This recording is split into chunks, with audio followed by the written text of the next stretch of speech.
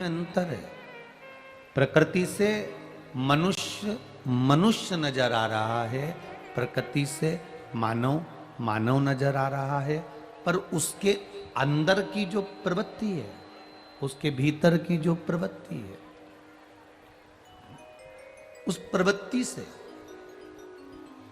किसी किसी की प्रवृत्ति होती है एकदम तेज चिल्लाकर बोलना, किसी की प्रवृत्ति होती है कि एकदम खाने को दौड़ना, किसी की प्रवृत्ति होती है कि चुप होकर कमरे में बैठ जाना, किसी की प्रवृत्ति होती है बाद में निंदा करना, किसी की प्रवृत्ति होती है अटारी पर चढ़कर चिल्लाना, किसी की प्रवृत्ति होती है अपने कमरे में बैठकर रो लेना।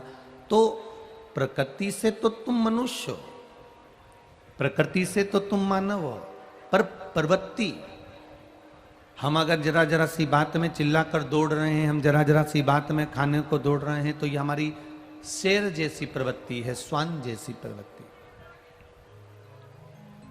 हम चुपचाप होकर अगर अपने कमरे में जाकर बैठ रहे हैं तो ये हमारी चूहे जैसी प्रवृत्ति है। प्रकृति से मनुष्य हो सकता है, प्रकृति से मानव हो सकता है, पर प्रवृत्ति से हम कुछ और बन जाते हैं। कभी कभी हमारे को क्रोध, कभी कभी हमारे को अपशब्द कोई कहता है, गुस्सा आता है, आड़ा टेढ़ा कह जाता है, तो हमारी प्रवृत्ति बदल जाती है। परशु महापुराण की कथा कहती है,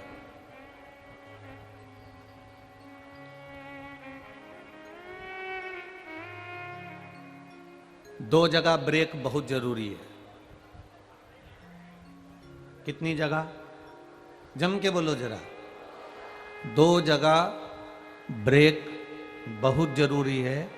एक गाड़ी में ब्रेक जरूरी है और एक वाणी में ब्रेक जरूरी है।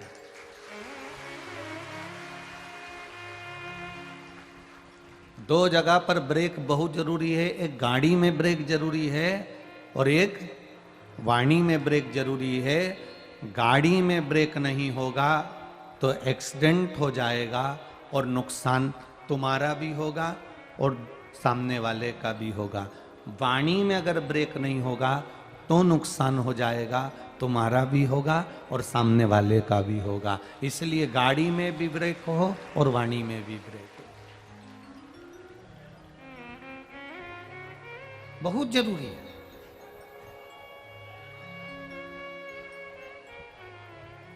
अगर ब्रेक नहीं तो वो गाड़ी का मतलब क्या है? गाड़ी में सारे फंक्शन हो,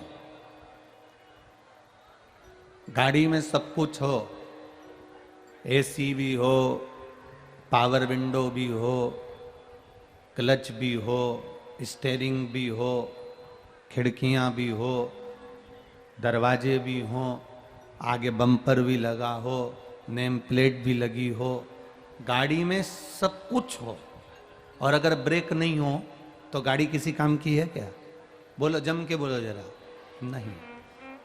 गाड़ी में सब कुछ हो और ब्रेक ना हो तो गाड़ी किसी काम की नहीं रहती। उसी तरह तुम सुंदर भी बहुत हो, तुम्हारे नयन भी बड़े सुंदर हैं, तुम्हारे श्रवण शक्ति भी सुंदर है, तुम्हारे केश भी बड़े सुंदर हैं, तुम्हारी नख भी बड़े सुंदर हैं, तुम्हारी उंगलियां भी बड़ी सुंदर हैं, तुम्हारे चरण भी बड़े सुंदर हैं, तुम्हारे कपड़े भी बड़े सुंदर हैं, तुम्हारे नेत्र भी बड़े सुंदर हैं, तुम्हारे दांत भी बड़े सुंदर हैं, सब कुछ सुंदर है। पर अगर तुम्हारी वाणी सुंदर नहीं है तो तुम किसी काम के हो क्या? किसी काम का